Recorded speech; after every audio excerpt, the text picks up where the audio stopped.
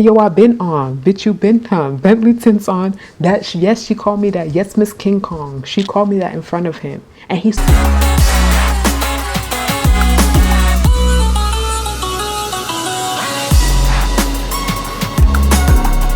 girl 28K, tuadthagawd, and I'm back and I'm ready to slay. If this is your first time meeting me, you're blessed. Segna.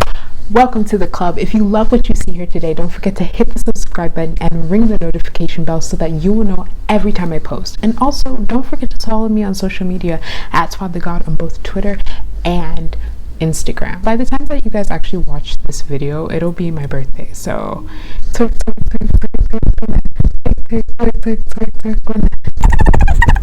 drop a happy birthday in the comments. Even if you see the video after, drop a happy birthday, like, comment extra well, because I need the clout. I'll be talking about the time that I was called a gorilla. Yes, Miss King Kong. I was called a gorilla over a guy. Oh my god. So the story starts circa 2014, 2013, so, you know, 8th, 9th grade. So basically, I don't remember the actual, I just remember how I looked, but I don't remember the actual date. So this happened 5, 6 or 7 years ago. I don't remember what grade I was in, but it was definitely when I was in grade school. And basically, I had this friend, her name was Zoe. Zoe is of Asian descent and, you know, of Nigerian descent. So, you know, it was multicultural. So basically, we were like friends or whatever. We were cool. And, you know, looking back at it, Zoe was probably not really my friend. She was more of an acquaintance. But back then, like, I used the word friend very loosely back then. So she was my friend. But looking back at it, she was not my friend. And there was one thing weird about Zoe. Zoe was very like mature for our age. And when I say that, like, we were like really young, right? But she was talking about like dating with purpose and dating rich and stuff like that. And I was like, girl, we're not even supposed to be dating at this age. So why are you thinking like that at such a young age? And so this kind of comes into play later in the story. So Zoe and I were cool, and we like grew a friendship. And basically I had asked Zoe, so basically back then I used to share stuff with people that I thought I was friends with. So I shared a story. I shared that I like this boy and we're gonna call him Chris. I liked Chris, and she was like, oh my god, Chris and his friends sit at our table every day. Like, you should definitely sit at our table so that I can set you guys up. And I was like, I never thought that I was gonna get this far with Chris. Like, you know, I was like happy, like, oh my god. I was like, no, I'm so scared, right? And then she was like, no girl, stop, like, you can do it. And then I was like, okay, yes. So I was like really happy. I was like, yes, this is a real one. She's like getting me to get to the guy that I want. Chris, yes. The night before I was gonna sit at their table the next day, you know, I was freaking out. I got anxiety, so I was freaking out. I was like, I could not sleep that night. I was like planning what I was gonna wear. This was the outfit that I wore. I was like really excited, like I could not sleep. When I'm excited for something, I can't sleep. So I was like excited. I didn't know what I was gonna say. I was just thinking it was gonna be like love at first sight. Like, I was so late. I was so lit. And it was the next day, and I get to the table, and Zoe is there. Chris and his friends are there, and I'm really, really, really nervous because I had no self-esteem, no self-confidence back in those days. So I really was really scared. So I came and I sat at the table, and Zoe and Chris were there, and Zoe was like, oh my god, do you guys know Tawadi? And I was like, and so basically she was like, And he was like, yeah. And I was like, hi. And he was like, hi. But, he wasn't really like feeling me. But, I was a little nervous. So basically, like, I was sitting at the table and like nobody was really interacting with me. So Zoe was like, kind of like, ooh, okay, maybe I should do something. In her head, she was like, okay, I should do something. So she was like, hey, Twatty, don't you know how to like. So back in the days, so this was around the time when Nicki Minaj was like the girl, the it girl in rap. So that goes to show you how old I really am. So when Nicki Minaj was the it girl in rap, so all the time we used to have like competitions on like who could rap her part, who could rap her verses and stuff like that.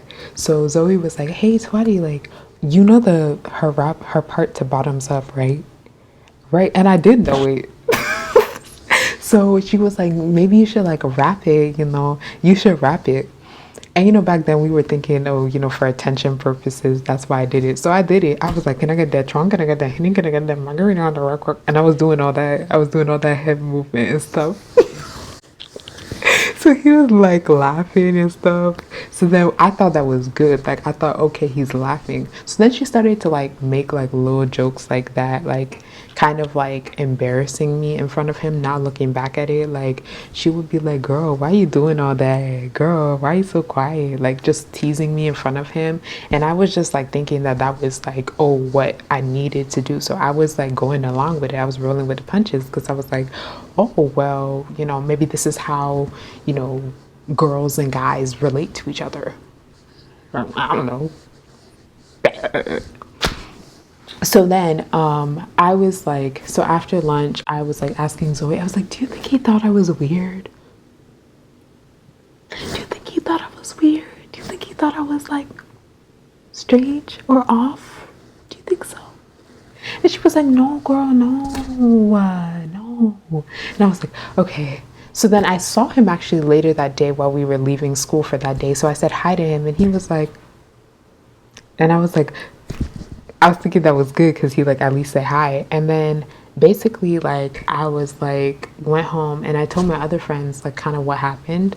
And I was like, yeah, this happened. And they were like, why did she like throw you under the bus? I was like, no, she didn't throw me under the bus. I think she just wanted to show that I was funny. And then they were like, okay. So then basically the next day Chris comes. I see Chris again and we had like so the next day at 7th period I had gym, right? And Chris also has gym 7th period, but he's not in my class. So he has in the same block, but he's in a different section. So our sections were playing volleyball against each other. So I was like, oh my God, like, oh my God. Like, so I said hi to him again there, right? And he was just like, hi, like more so a hi, like get off my back. I'm only saying hi to you so that I don't look rude. But back then I was just like, okay, he says hi. And like, I wanted to start a conversation with him, but the way he walked away, like it kind of made me like be like, okay, I guess he doesn't want to talk to me. So I was very confused. So then literally I go home that day and I was like a little kind of like sad that Chris like didn't want to have a whole ass conversation with me. And then basically I get a text saying, I need to tell you something. And it was from my friend Erica, right? Let's call her Erica. So Erica like was telling me that she needed to tell me something. And I was like, oh, okay, what? And I was like having a heart because anytime somebody texts me talking about I need to tell you something, I always feel like, shoot, I'm in some drama. So she told me that and she was like, okay, so Erica, Zoe, and Chris were like walkers. So they walked to school and from school and to their house. So Erica was actually standing behind. She saw Zoe and Chris, so she decided to stalk them and she was walking behind them. She overheard Zoe asking Chris what he thought about me. And I was like, wow, that's pretty interesting. Looking back, I'm probably like, did this really happen the way it did? But apparently this conversation really did happen. But like Zoe asked and Chris was like if he would like me, he was like, no. And that hurts. But he was like, no. And then she was like, why? Oh my God, she's so sweet. He was like, I don't know why she like always keeps saying hi to me like very awkwardly. Well, damn. Well, damn. Well, damn. I'm like, well, damn. So then I'm not going to say hi to you. So then he was like, so then he said, it made me feel bad because I was like, okay, I'm just literally saying hi to you. And he was like, Bo, she was like, but why? Like, she's like, is it because she's weird? Is it because she can't dress? Or is it because she looks like a gorilla?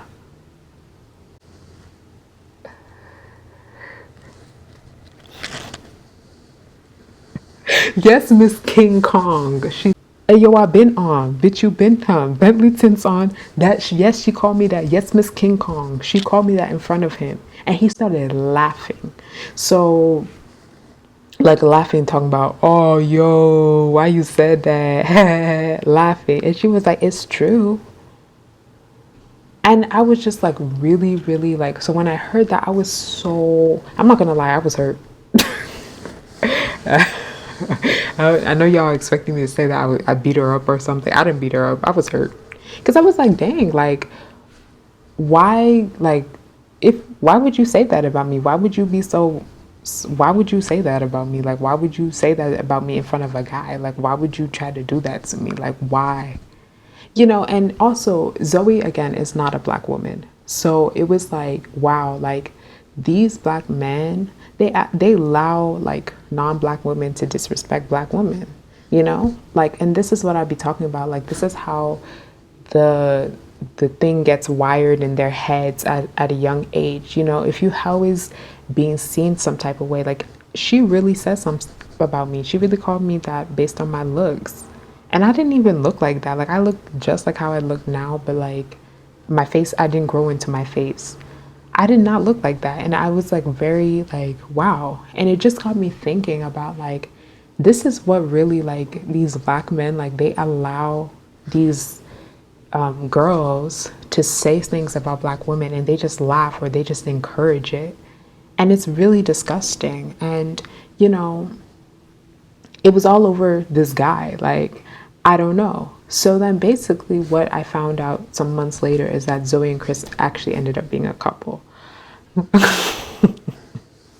They ended up dating. And, I was very upset about that because basically like she stole my man or whatever. But like he was never my man. So, yeah.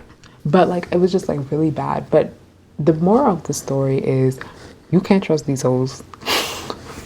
You cannot trust these hoes. Do not trust these hoes. When you like somebody, take the matter into your own hands.